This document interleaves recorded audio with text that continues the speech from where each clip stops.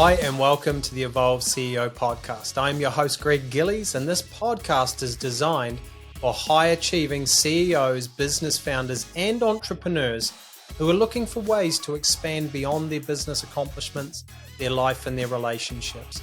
We will be taking a deep dive into all topics relating to success, love and happiness, and we will be talking a lot around healing, alignment and manifestation, which is the key to actualizing ourselves and reaching our highest potential. Look forward to you tuning in to this week's episode.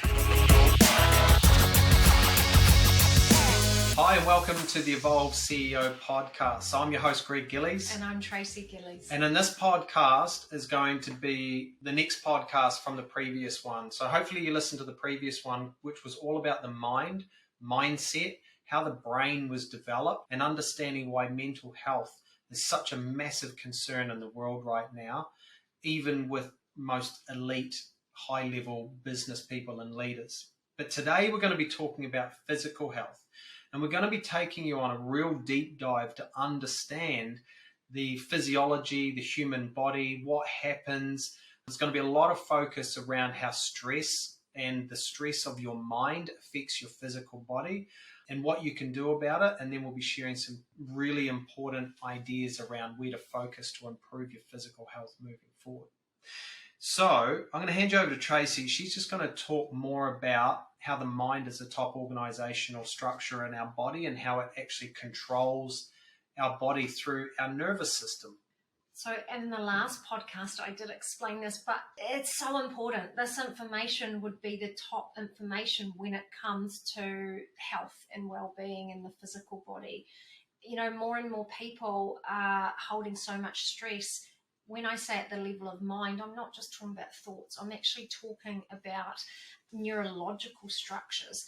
It has a knock-on effect, so it feeds into the physical body because the brain is the top organization in the body, and it is responsible for your autonomic nervous system. Now, 95% of the world's population is actually in something called sympathetic nervous system dominance, deep survival stress. So when we're in balance, we have these two sides. We have our sympathetic nervous system and we have our parasympathetic, and we should be able to transition between the two. So when I'm busy and I'm going about my day, I'm in my sympathetic nervous system, but when I stop and I relax and I'm resting, I will transition into my parasympathetic, and this is the place that our body will function optimally, digestion, all of these things, but it's also the place that our body will heal and repair. So again, everything in our body renews within a certain time frame. So this is that age-old question. If that's the case, why does disease still exist? And it's because we almost get locked out of that parasympathetic state. So we actually lose our ability for ourselves to be able to regenerate. And when we're in this state, it actually pushes our whole endocrine system into a deep state of stress too. And that's the hormonal stress response side of our body. So again, we will overproduce cortisol. So again, if we're stressed, our adrenals will overproduce cortisol, and cortisol, when it's being overproduced, does so much damage. So all of the clients that I see in some form of adrenal dysfunction, and I think we've become this modern society that's just brushing off all of these signs. It's almost like we berate our body for these signs and signals that they're giving us. It's like, no, I've got too much to do. I don't have time for this. Or I know when I wasn't in a good place, it was almost like, if I stop, I think I'm going to fall apart. So I'm just going to keep going.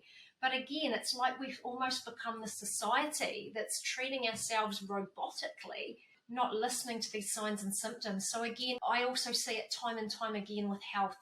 People will look at almost like all the symptoms. They'll be looking at hormonal imbalances in the body. Maybe they will be looking at adrenals. Maybe they've got thyroid issues. Maybe they've got some digestive issues as well going on. But again, the underlying cause to it will be a mind, so neurological structures stuck in a deep state of stress, and it's affecting everything else. So it's like there's this bigger picture that needs to be taken into account. Totally. So knowing that the mind is controlling the nervous system, and the nervous system, when it's under stress, is constantly putting us into a state of fight or flight, and because the world that we live in now, people are just normalizing it. That is one big area that is causing a lot of physical stress, which over time is turning into illness and disease. Okay, there's people with weight problems, there's health problems, the amount of allergy problems, all that sort of stuff. But then there is other stress. There is environmental stress around chemicals and toxicity and the things that we may have in our home or our workplace. Then there is the stress that comes from eating foods nowadays, processed foods that are full of harmful toxins and chemicals and all that sort of stuff. So we really need to look at our physical health on a holistic level, from mindset, nutrition, even the quality of the water that we take in, the environments that we live in, the people we associate with, our work environments. We need to look at it all, okay? Because like Tracey said, we are berating our body for not keeping up with the amount of pressure, stress, and toxicity that we put on it. And we only have one body. We have one vessel to carry us through this lifetime. And it's typically people who pass away young through illness and disease is because the body has literally been out of balance for so long. Cancer, heart disease, you name it. So the body's really good at compensating for something. So by the time you're probably looking at a symptom, there's so many other things going on. And, a lot of people might say, oh, but it runs in my family, heart disease or whatever it is. Yes, you may have a pre-genetic disposition to something, but the pathway to get there is all the same. So we do have this amazing ability to self-heal when we're in balance. And then obviously this podcast, you will see that there's like the 9 pillars, and that I do a lot of higher spiritual work. So again, the more spiritually connected we are, because it's like the spiritual holds a template for our physical health, it will represent in our physical health as well. But again, we're energetic beings. So the more that our energy is in balance, again, it is amazing the ability to self-heal when things are functioning properly. And generally, it comes down to that stress at that level of mind, but even holding all of those kind of beliefs or programs about ourselves that push us into conflict. It's almost, we kind of get, I want to say, falsified in who we are. We carry all these beliefs and all these ideas. It's not really in what we're really here to do. It's like we're here to free ourselves or unburden all of these things. And the more that we do that, and the more that we don't identify as much with the mind anymore, the more we almost step into that place of truth, that higher energetic vibrational state. And even that has a huge representation on health. Totally. So if you think about how the mind and body is connected, and hopefully we're educating you, some of you may be more educated, some of you might be just like, wow, I've never heard this information before. But if you understand how the mind and body are connected, and you understand a lot of the mental and physical health issues in the world around anxiety, depression, panic attacks, all of those, they're not just mental, they're mental and physical. There is an imbalance in both the mind and the body. If we feel depressed all of the time, there is a high probability that our body is so out of balance and in such a deep state of survival stress that we're not even producing the right hormones to make us feel happy and feel good. Or we are using stimulus to try and produce those dopamines and those serotonins, those feel-good hormones, and we are overstimulating ourselves to try and get this false high through sugar, through drugs, through technology, through alcohol, all that sort of stuff, that we deplete our body of it, and then we abuse our body more to try and crave more of that, because we're not allowing our body to actually produce it naturally, because we've run ourselves so deep into the ground. Because a lot of people will think that they'll just use willpower. I know when I was really struggling, I was like, I'll just be better. I'll just write a bigger to-do list. I'll put more demands on myself. I'll go to the gym more, all of these things. But I didn't realize what a deep state of stress my body was in. So even doing some of those things when I didn't have that platform to heal and repair, even pushing myself harder at the gym, it just caused more disconnection, because I wasn't in the best health. But also, I see a lot of people that are trying to eat well and do all these things and do all the right things. And again, their body won't be responding properly to it. And it's because when I said before we overproduce cortisol, we're stuck in a deep state of stress, it changes our whole metabolism to suit this deep state of stress, which means my body can't utilize all those things like fats and proteins. It actually needs the fast burn foods. So again, it wants the alcohol, it wants the sugar. It's not that I'm just being bad or making bad choices. There's a real big reason for it. So a lot of people do talk, I don't know if you've heard that, heal your gut, heal your life. 70, I think it's just over % of our immune system is in our GI tract. So again, all of these things are interconnected, and if one thing isn't functioning properly, it will have a knock-on effect for our health. But again, what was controlling my whole digestive system, my neurological structures as well. Now, I'm sure a lot of people that are listening to this podcast, they do look after their physical health. A lot of people do exercise, and they know that when they exercise, they feel better, they think better, it gives them better mental clarity. That is really, really important. But for a lot of people that have more of a yo-yo effect or an all or nothing effect, which is a high percentage of especially people that are running high pressure businesses or in big roles that are really demanding, that have got a lot of stress, then what can typically happen, and I know I've done this so many times in my life being a past athlete, is that we can overtrain to try and make up for when we weren't training. And the body can't handle it because the body it's literally in a depletion, right? We're living on adrenaline. So I used to stimulate myself with coffee a lot and then go and train on that, and the body is in a depleted state, and then I train it really aggressively or really hard to try and get really fit and strong, thinking that I'm doing the right thing, but all I do is put more pressure and stress on my whole system, that I'm wearing myself down and I'm actually making things worse. So we also live in this world, and it's quite heightened. There's so many people out there that are like training to excess. They are pushing themselves to these limits, and people are idolizing them and thinking that that's how they need to train, and they need to be like that, and they just need to harden up and push through. And that is just a different level of stress. It's a different level of aberration. If you're training for an ultra marathon or you're an Olympic athlete or something, I totally get it. But for the normal person who's trying to run a business, be a husband, be a family man, be all of those sort of things, to then go out and completely flog himself physically thinking it's the right thing to do, it will decline your body so much faster. But it's almost like people can be doing it as a beat up. So it's almost like I will push myself harder because I'm, again, there's this deeper underlying issue. And it's, again, we talk a lot about subconscious beliefs and all of these things that we're running. But again, often those things are really just that beat up. We have a lot of clients that are that all or nothing, and again, I think as a society and as a world, everybody's looking for that quick fix and they're looking for that magic pill, and it just doesn't exist. And I know as people get older, your body doesn't respond the way it used to, and I can't do things and expect that it does.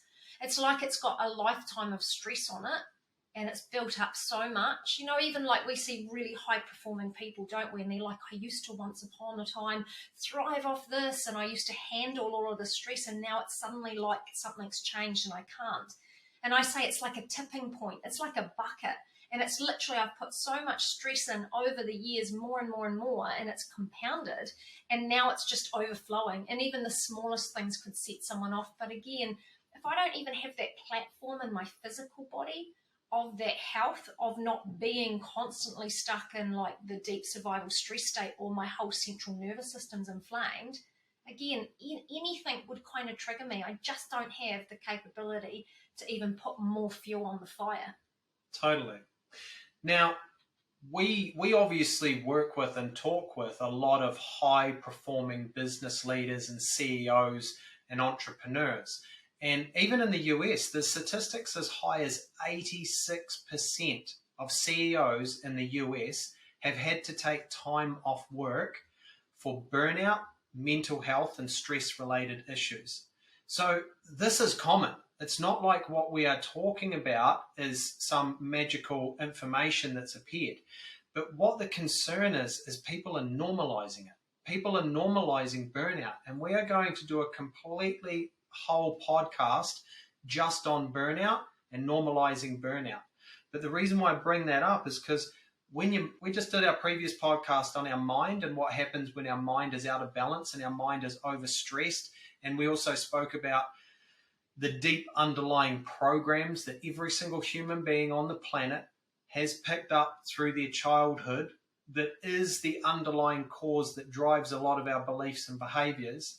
Then today we're talking about the stress in the body. When the mind and body are out of balance and are stressed, we create this massive disconnection from our higher spiritual self.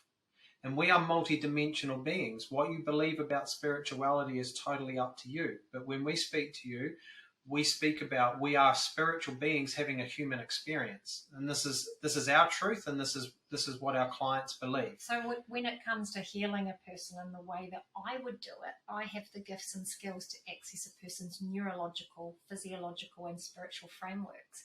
And if we've got like a block or a restriction physically in the body, it will represent it mind, but it will also represent spiritually. And I see a lot of people that also say to me that they want to be more spiritually connected.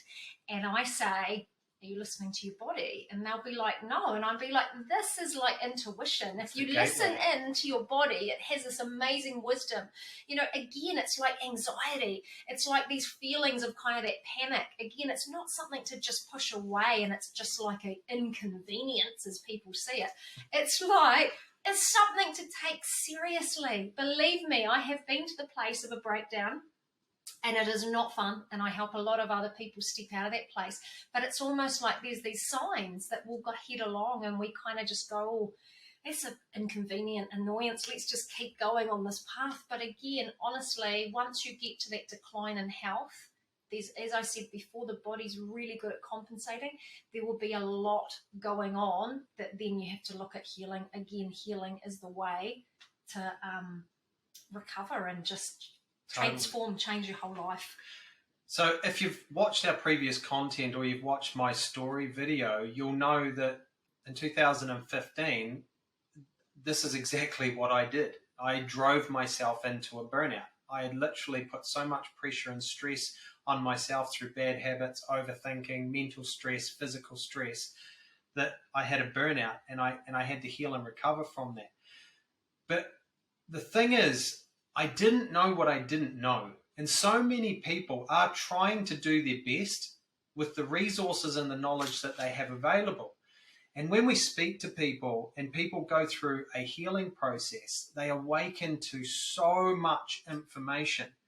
And the key is, this whole podcast, if you follow and continue to follow this podcast, the underlying tone of this podcast is always going to be about healing and alignment. Because if you want to live your ultimate life, and you want to have the best mental health, physical health, spiritual connection, loving relationships, business success, finances, and all of that sort of stuff, it's underpinned by the level of healing that you do, because we need to heal the unknown. We need to become aware of our childhood behaviors. We need to become aware of how stress affects our body. We need to become aware of things like Epstein-Barr virus. And Tracey's going to do a whole other podcast on this. But most of our clients, when they come to us, they don't even know what Epstein-Barr, no, I didn't know what it was. And I had it really, really high because it's not diagnosed correctly in mainstream medical. So I want Tracey to talk about Epstein-Barr virus, because a lot of people, when they come to us, they go, I just want to heal the deepest underlying cause so that I can be the best version of myself. And if they don't know what that is and don't know how to heal it, then they're going to be stuck in these cycles. Yeah. So when I said when it comes to healing a physical body, you have to work at a neurological level to heal neurological structures. But there's also another key that I've found, and all the clients that come to me, again, 95% of the world have this virus, and most people won't really even realize it's an issue. It's actually a lead cause now for the medical industry is seeing it for cancer and mystery illness. But it's actually called glandular fever or mono. So what happens is people can get this, you know, teenage years, usually really common, and you think that you recover, but it's actually called an opportunist virus. And what it does is it doesn't actually leave your body, and it waits for an opportunity when you're under pressure and under stress and dealing with something else, and then it will go and it can literally affect everything in the body. It will actually attack your thyroid. So again, most thyroid dysfunction, the underlying cause is Epstein-Barr virus, and then after it does that, it affects so many different things in the body, but it attaches to mercury, and so it can cross the blood-brain barrier. So anything that can do that then will inflame your whole central nervous system. And remember I said before, it's almost like, I think that might have been the last podcast, people might go, okay, I'll meditate, I'll do all these nice things and kind of sit in this Zen space. But if my internal gauge is like under attack or inflamed, it doesn't matter if I look like I'm kind of in this peaceful place, or it's like I'm locked out of something called my parasympathetic nervous system, because my whole central nervous system is under attack, is inflamed. And again, if that's functioning to that level, everything else in my body is compromised. So again, when I do a healing process for people, again, I would always have to address the underlying cause for their ill health, and I have to work with that and heal from that. So I have actually created my own program and process for it, because it's that important to heal from that.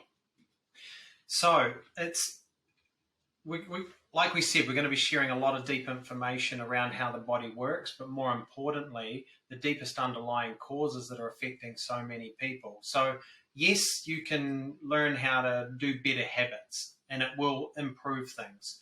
And yes, you can put in better, I guess, systems and strategies around nighttime routines and so forth. I'd done all of that in the past. So would Tracey. But a lot of it was willpower driven, or life gets in the road, and there are so many other things that can distract us. The key to improving your physical health and having the vitality and increasing your energy levels and living a longer, vibrant life is healing. And people are becoming more aware of healing, but it needs to be done at a deep energetic level.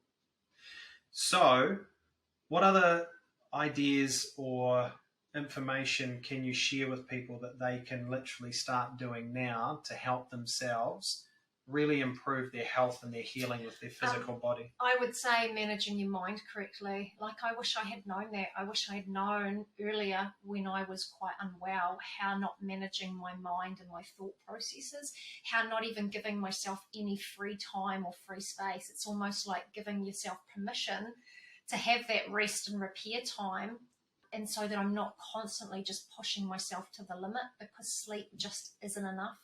Again, there's another thing, physical health, sleep is really important. In the mental health, we touched on about doing a process before bed to almost, again, process your mind correctly, to free up space to almost make the best of that, the time that your body needs to do all these other things when it's sleeping. Even things as simple as hydration. A lot of people don't drink enough water. Again, even that, my body needs water to function. Digestive system, that's another huge area. Again, 70% of my immune system is in my GI tract. 90% of my serotonin is produced here. All of these things. Again, if I'm in a deep state of stress from my mind, it will affect that. But again, the load that I could take off my digestive system is always good. Again, that's like, eating clean. It's like there's no big quick fix. There's no pill. There's no miracle diet. Again, it kind of just comes back. That's what we always teach, isn't it? It's like finding basics, finding little things that you could implement into your daily life and stick to. Even exercise and movement from the body, it just moves that stagnant energy. Again, it's like all of these things. But if I am really burnt out, I don't know, I would also say to not just think the answer is to push yourself harder at the gym. Maybe it's kind of backing up. I also see a lot of people that will do a lot of exercise and they've literally got their earpods in, and they're just listening to more and more overload information. It's like, what about reconnection in nature? What about downtime? What about exercising, but not as like high impact maybe, but also kind of changing it up for your age. Your mental health is involved. So again, I'm a big fan of habit stacking, how you could be doing exercise, but you could also be looking after your mental health. And I'm like literally being, if I'm present, not more information going in, then I'm doing, and plus that's also spiritual reconnection time. So there's three things at once. it's hard because physical health is such a huge topic. Yeah. Like we're going to be talking about nutrition. We're going to be talking about all things physical. It is a massive topic. Today is high level understanding the body, more around stress, well-being, how the mind controls the body. But to the point that Tracey just spoke about before, so many people in this fast-paced world that we're living in, they're trying to ram more in. So they might go for a walk and they'll listen to a podcast. That's just putting more information and load on the mind. So you might be thinking that you're listening to this good information, you're getting this good advice and it's motivating you and all that sort of stuff.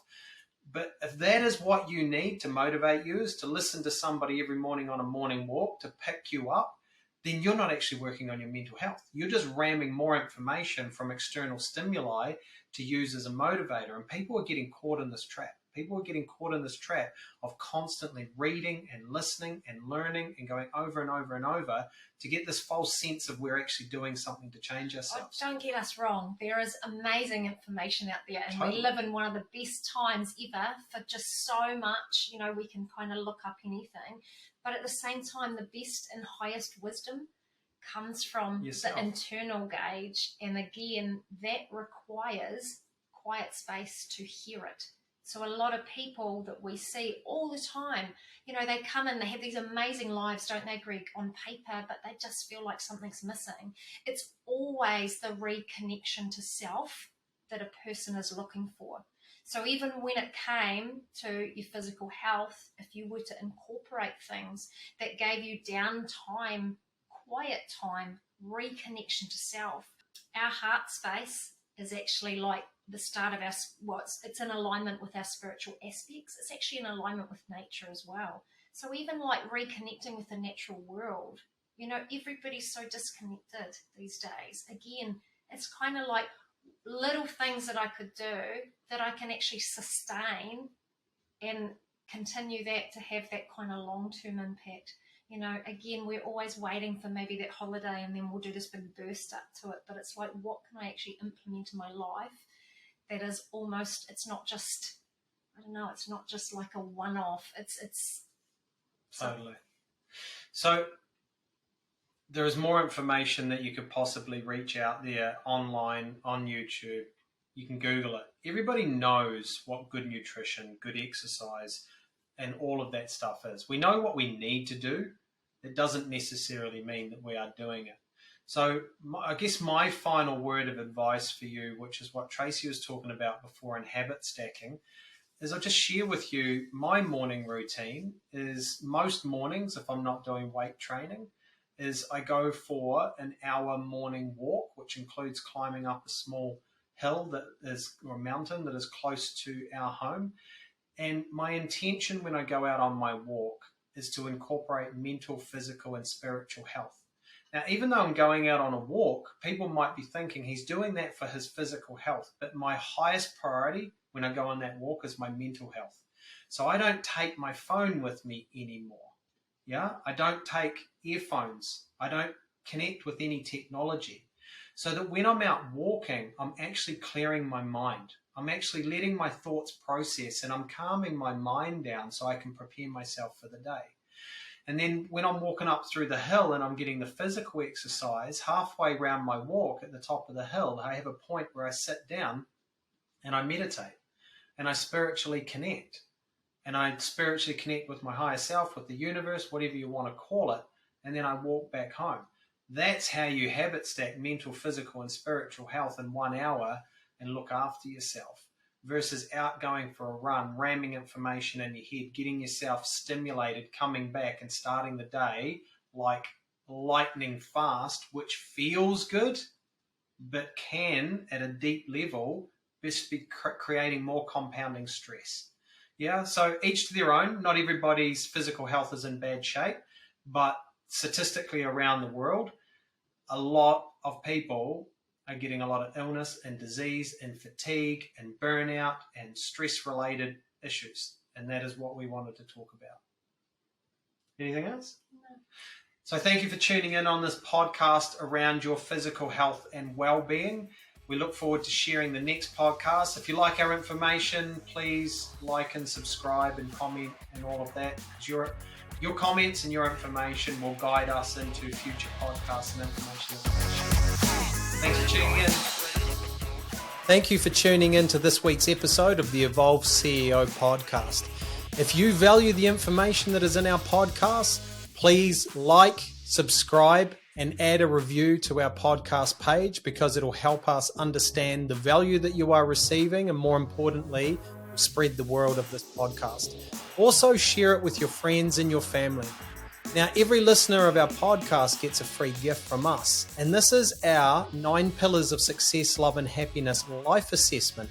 This is the exact same life assessment that our high-level clients, which are CEOs and business leaders, go through on an annual basis so that they can assess and reflect the past 12 months of their life and then plan their desired outcome for the next 12 months of their life. And this is our gift to you for listening in. So please follow the links below and you'll find the link to the assessment page. You'll also find Tracey and my social media links. We would love for you to connect with us on our social media channels. Follow our additional content on there, as we want to provide as much value as we can in the event of helping you create more success, love, and happiness in your life. Thank you, and we'll see you in the next episode.